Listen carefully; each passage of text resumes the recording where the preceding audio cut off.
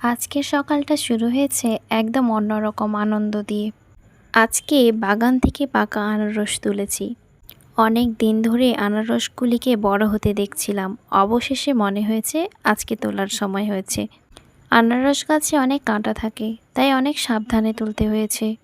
কিন্তু গাছে পাকা আনারস দেখে সব কষ্ট ভুলে গেছি।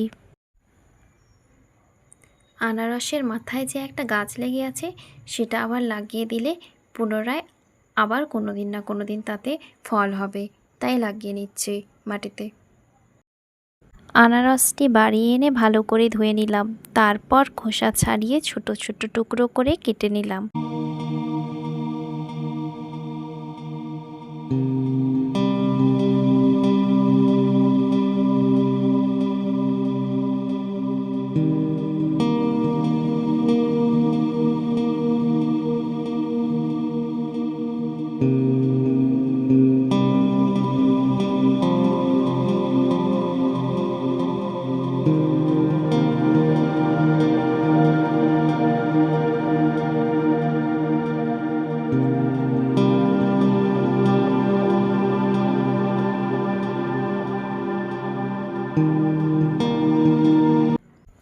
আমি আনারসের সঙ্গে একটু লবণ মিশিয়ে খেতে পছন্দ করি, তাই সামান্য লবণ মেখে খেলাম।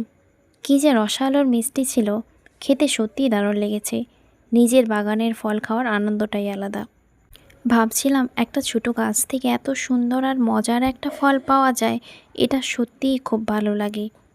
গাছ লাগাতে একটু কষ্ট হয়, যত্নও নিতে হয়, কিন্তু যখন ফল ধরে তখন সেই আনন্দ বলে বোঝানো যায় না। আপনারা কি আনারস লবণ দিয়ে খান, নাকি শুধু এমনি খেতে পছন্দ করেন? কমেন্টে অবশ্যই জানাবেন।